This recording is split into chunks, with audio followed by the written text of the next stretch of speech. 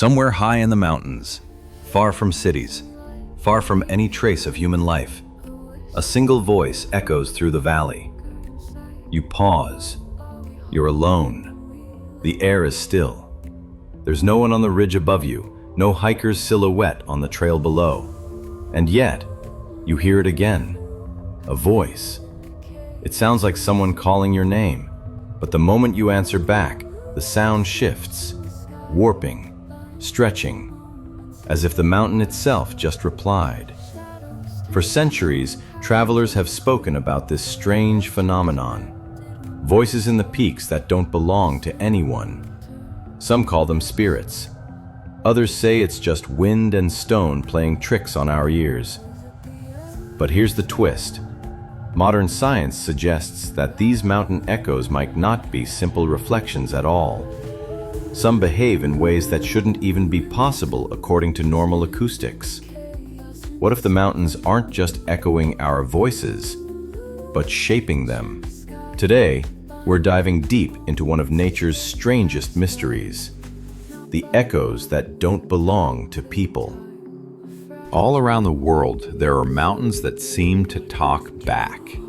In the Swiss Alps, climbers whisper of a valley where every shout comes back sounding like a different voice. In the Dolomites of Italy, locals say the peaks sing at dawn, voices of shepherds long gone. And deep in the Himalayas, some trekkers swear they've heard their own laughter echo from miles away, only slightly wrong. For generations, people have tried to explain it. Some say it's the wind, carrying sound from unseen valleys. Others believe it's something far older, hidden within the stone itself. But before we jump into myths or the supernatural, let's talk about what's actually happening. You see, an echo isn't just your voice bouncing back like a tennis ball. It's the mountain's entire shape, every ridge, crevice, and cliff, reshaping your sound in real time. Think of the landscape as a giant, uneven mirror made of rock. When you speak, your voice hits that surface, breaks apart, and returns to you, stretched, bent, and layered in ways your brain can barely process. And when that echo comes back sounding human, almost alive, that's when the mystery begins. So, what's really happening when the mountains seem to answer us back? It all comes down to how sound behaves, and how nature, without meaning to, becomes a perfect sound engineer. When you speak, your voice travels as waves, ripples of pressure moving through the air.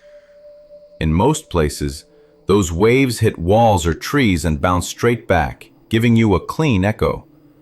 But in the mountains, the story gets a lot more complicated. The slopes aren't smooth, they're jagged, broken, uneven. Each surface, rock, snow, cliff, even patches of forest, bends and scatters your sound in a slightly different direction. Some waves bounce once and return instantly. Others travel for hundreds of meters, collide with another peak, and then come back seconds later, warped and layered. The result? A ghostly chorus made entirely out of your own voice. Sometimes, that distortion makes the echo sound deeper, slower, even human-like. Certain frequencies, especially in the mid-range of speech, get stretched or delayed just enough to trick your ear. Scientists call this multi-path acoustic reflection, when sound takes several routes before it reaches you again. It's the same principle that gives concert halls their richness and can make mountains sound alive. There's even research from the Acoustical Society of America showing that uneven cliff faces can create acoustic mirroring, bending sound in unpredictable ways, enough to make it seem like the echo is coming from a completely different place. So the next time you hear a voice calling back from across a valley, remember, it might not be a ghost, just physics wearing a very convincing disguise. The science explains how echoes happen, but it doesn't explain why so many people swear they've heard something different. Take the Italian Dolomites, for instance. There's a narrow gorge near Lake Misurina where climbers say the mountains whisper at sunset. When the air cools and sound travels farther, a single shout can split into layers, one deep, one high, one almost human.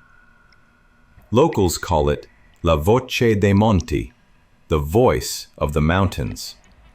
In the Swiss Alps, shepherds once used these echoes to communicate across valleys, but they also feared them.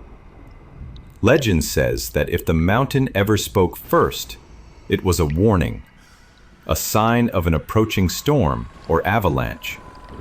And sometimes, that first voice would come from nowhere, a single call, too clear to be wind. Then there's a story from the Himalayas. In 1989, a small expedition camped near the base of Mount Annapurna. One night, as fog rolled through the valley, they heard their own names echoing from the ridge. Not once, but again and again, slightly delayed, slightly wrong. When they climbed up the next morning, they found no one. The only tracks in the snow were their own.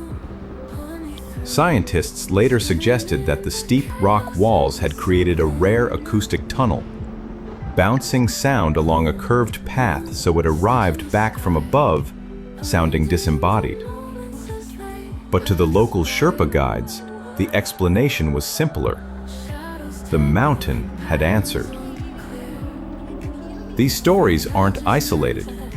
From the Scottish Highlands to the Andes, people have told tales of mountains that remember voices. Echoes that repeat long after the speaker has gone. Sometimes distorted, sometimes familiar, always unsettlingly human. And here's the part that makes it even stranger.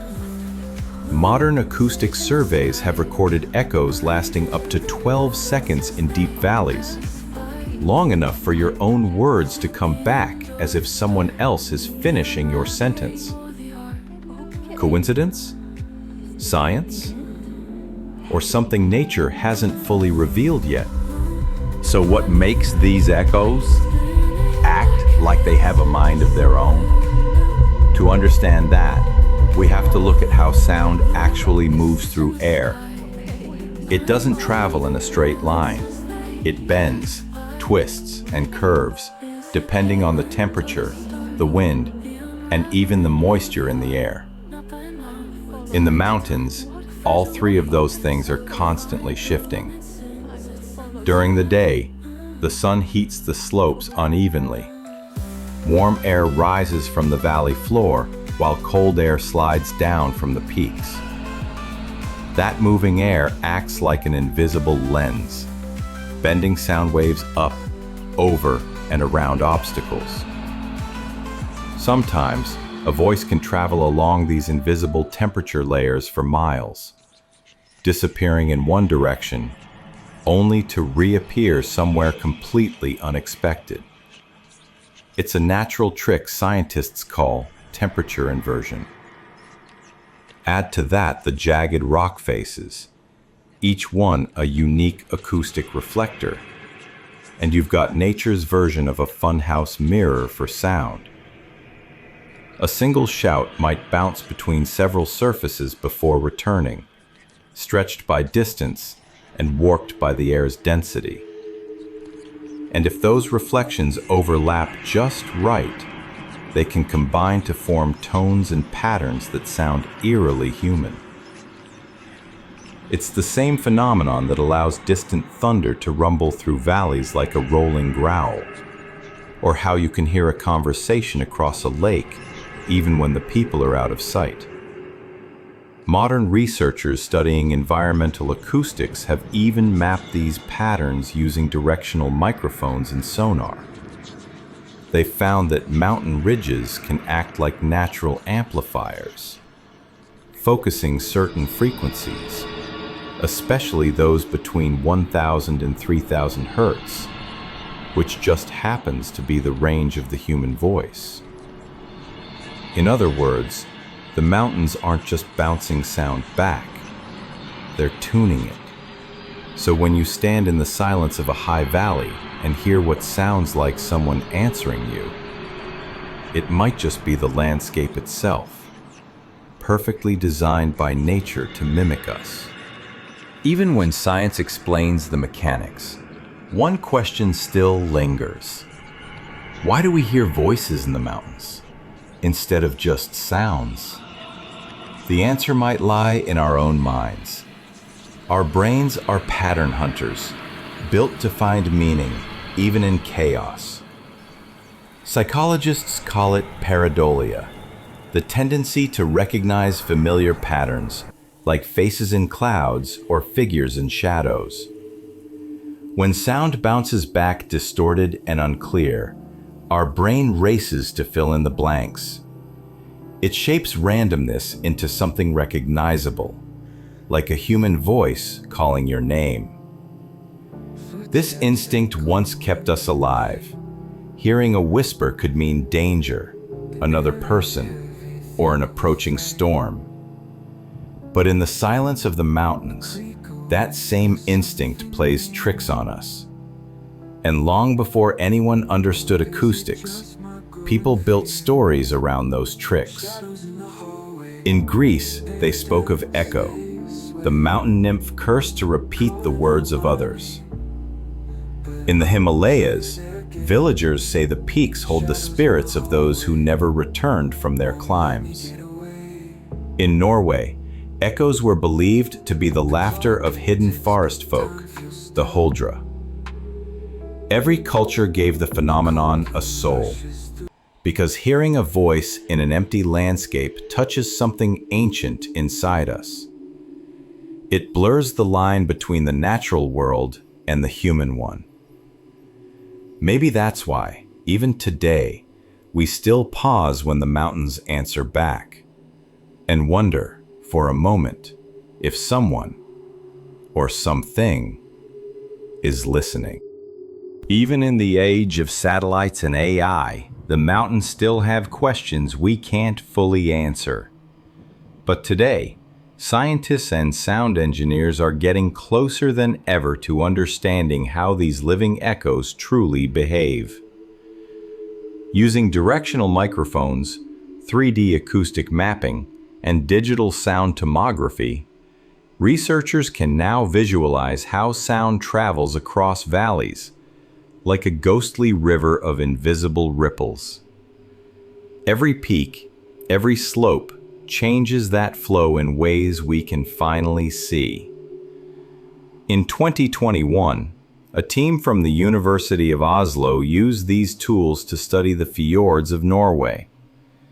They discovered that certain cliffs acted like natural amplifiers, focusing sound so precisely that a whisper from one side could be heard clearly over 2 kilometers away, as if the rock itself carried the message. Sound engineers are now using the same data to recreate these effects in virtual environments, simulating how voices, songs, and even instruments would echo through ancient mountain ranges. It's giving us a new understanding of how early humans might have experienced sound before cities and walls dulled it. Some researchers call these natural echo zones acoustic archives, places where the landscape preserves the sound of human presence. A recording not of words, but of the world itself responding. And the more we study them, the more we realize something humbling. The mountains were shaping sound long before we ever tried to record it. When we listen to the mountains, we're not just hearing sound. We're hearing space, shape, and time. The invisible conversation between earth and air. Science can map it, measure it, even recreate it. But standing there, in the silence after your own voice fades, something deeper happens. you realize that nature isn't just reflecting you, it's responding. Every echo is a dialogue between what's alive and what's ancient, between a fleeting human breath and a landscape that's been here for millions of years. Maybe that's why these echoes unsettle us. They remind us that even in emptiness, the world is never truly silent. The mountains don't just carry sound, they remember it. And maybe that's their way of saying they're listening. Every mountain has its own voice, shaped by stone, silence, and the people who dare to listen. Maybe you've heard one before. Maybe you were hiking, camping, or just standing somewhere high enough that the world finally went quiet, and something in the distance answered back. I want to hear that story. Tell me in the comments what you think these mountain echoes really are. Trick of the wind, forgotten science, or something we still don't understand. And if you'd like to keep exploring the strange, the natural, and the unexplained side of our world, there are more stories waiting just over the next ridge. Until next time, keep listening to what the earth has to say.